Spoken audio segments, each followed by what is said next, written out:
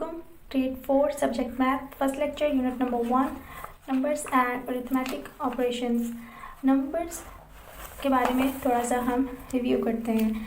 जितने भी नंबर्स हैं वो सब डिजिट से मिलके बने होते हैं और हर नंबर में जितने भी डिजिट हैं उन सब की अपनी प्लेस वैल्यू होती है. Like this I have given an example. ये एक 6 डिजिट नंबर है. इसमें हर डिजिट की अपनी एक वैल्यू है और वो वैल्यू कैसे पता चलती है उसके लिए हमारे पास एक प्लेस वैल्यू चार्ट होता है जो कि कुछ यूँ बनाया हुआ है मैंने और आपकी बुक पे पेज नंबर 2 पर भी है. और फिर हमने सीखा नंबर्स को एक्सपेंड किस तरह किया जाता है. एक नंबर का प्रीसेसर फाइंड आउट करना यानी कि गुजरा हुआ नंबर फाइंड आउट करने के लिए जो गिवन नंबर है उसमें से 1 माइनस किया जाता है और सक्सेसर यानी आने वाला नंबर उसको फाइंड आउट करने के लिए गिवन नंबर में हम 1 ऐड करते हैं. अब यहाँ हो गई बात नंबर्स की. नेक्स्ट बात करते हैं अरिथमेटिक ऑपरेशंस की. सबसे पहले हमें ये जानना है कि अरिथमेटिक क्या होता है. Arithmetic is basically branch of math जिसमें हम स्टडी करते हैं नंबर्स की. और अरिथमेटिक ऑपरेशंस मैथ में बेसिकली 4 हैं. 4 operations. First edition, second subtraction, third multiplication, fourth division. अब जो एडिशन है ये उसका साइन है और जो उसके लिए ऑल्टरनेट वर्ड्स या जो अदर वर्ड्स आप अपनी स्टेटमेंट्स में, वर्ड प्रॉब्लम्स में या किसी और टेक्स्ट में पढ़ते हो वो ये होता है ऐड, टोटल, सम, इंक्लूड. और उसका उर्दू मीनिंग होता है बढ़ाना या जमा करना. सेकंड है आपका सब्ट्रैक्शन. सब्ट्रैक्शन का ये साइन है और ये इसके ऑल्टरनेट वर्ड्स हैं जैसे cut, reduce, minus, take away. और उर्दू मीनिंग है कम करना या निकालना. उसके बाद थर्ड पे आपका मल्टीप्लिकेशन. ये इसका साइन है और ये इसके alternate words product, more times, repeated addition. Repeated addition means एक नंबर का अपने आप से बार बार ऐड होना मल्टीप्लिकेशन होता है और उर्दू में उसका मीनिंग है ज़र्ब करना. फोर्थ पे आता है आपका डिवीजन. डिवीजन का ये सिंबल है और ये इसका ऑल्टरनेट वर्ड्स में पहले आएगा शेयर, फिर ब्रेकअप, फिर सेक्शन और बहुत सारे वर्ड्स होते हैं इसके लिए. और उसके बाद उसका उर्दू मीनिंग है तकसीम करना. सबसे पहले हम क्या पढ़ेंगे हमारा एडिशन. आप बाज़ार जाते हो, आपने 3-4 चीज़ें खरीदी सामान की, उनका आपको एक टोटल बिल मिलता है. उसमें क्या होता है हर एक चीज़ जो आपने ख़रीदी है उसकी कीमत लिखकर उन सबको ऐड कर दिया जाता है और फिर आपको टोटल बिल मिलता है. इसी तरह एडिशन यानी नंबर्स को, फिगर्स को, अमाउंट्स को ऐड करना. और आप एक टाइम में जितने मर्जी चाहे नंबर्स को, अमाउंट्स को ऐड कर सकते हैं. उसके लिए आपको सबसे पहले जो इम्पॉर्टेंट बात है वो ये है कि आप जब भी कोई भी नंबर्स लिखते हैं उनमें आप प्लेस वैल्यूज़ स्किप नहीं करेंगे, जंप नहीं करेंगे. अगर हमारे प्लेस वैल्यूज़ राइट पोजीशन पे हैं तो हमारी एडिशन गलत नहीं होगी.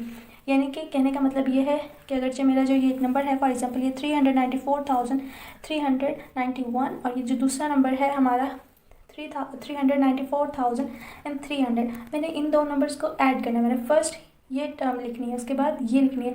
ये लिखना है तो ये यूनिट्स प्लेस पे है, ये टेंस पे, ये हंड्रेड्स पे, ये 1000, ये 10,000, ये 100,000.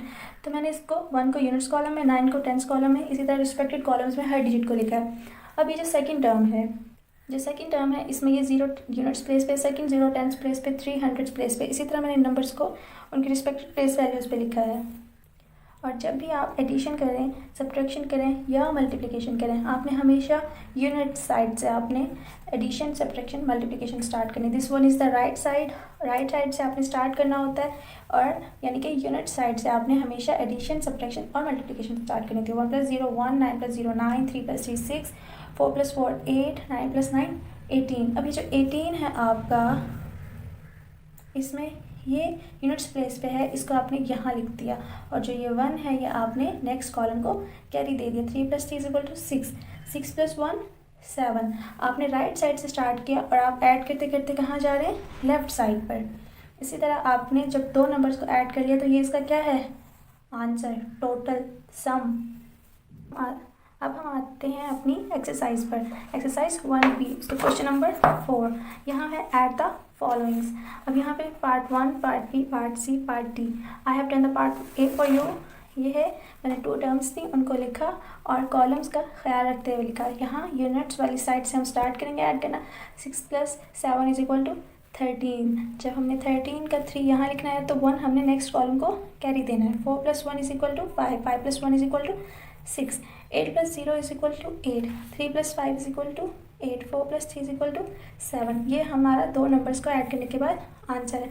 और जो पार्ट B, पार्ट C और पार्ट D है वो आप खुद कर सकते हैं. They are very easy to do. आगे हम करते हैं क्वेश्चन नंबर 5. यहाँ पे क्वेश्चन हमारा जो दिया हुआ है वो है कि आपने राइट वर्टिकली एंड ऐड। इन्होंने इस वक्त आपको एक हॉरिजॉन्टल फॉर्म में यानी लेटे हुए फॉर्म में आपको दी। आपने क्या करना है, इसको आपने ये वर्टिकल फॉर्म में लिखना है, यानी हॉरिजॉन्टल लेटे हुए फ्रॉम लेफ्ट टू राइट था।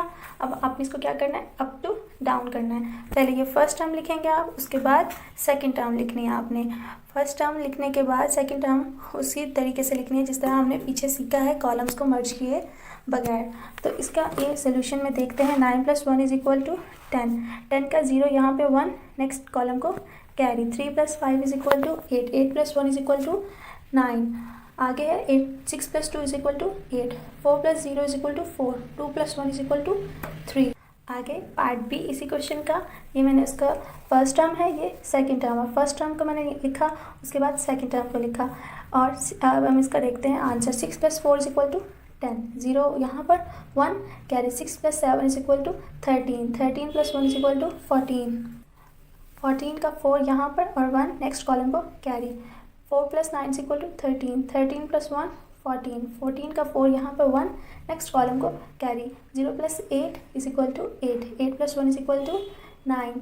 5 + 1 = 6। इन दो टर्म्स को जब हमने वर्टिकली लिखा उसका ये आंसर है। अब क्वेश्चन नंबर 6 के जो रिमेनिंग पार्ट्स हैं वो आपने होमवर्क में करना है, और जो कुछ भी मैंने इंग्लिश में यहाँ लिखा हुआ है वो सिर्फ आपकी अंडरस्टैंडिंग के लिए आपने अपने नोटबुक्स पर सिर्फ जो मैथमेटिकल सॉल्यूशंस हैं वो करने हैं, क्वेश्चंस और उनके जो मैथमेटिकल डिजिट्स हैं वो लिखने हैं।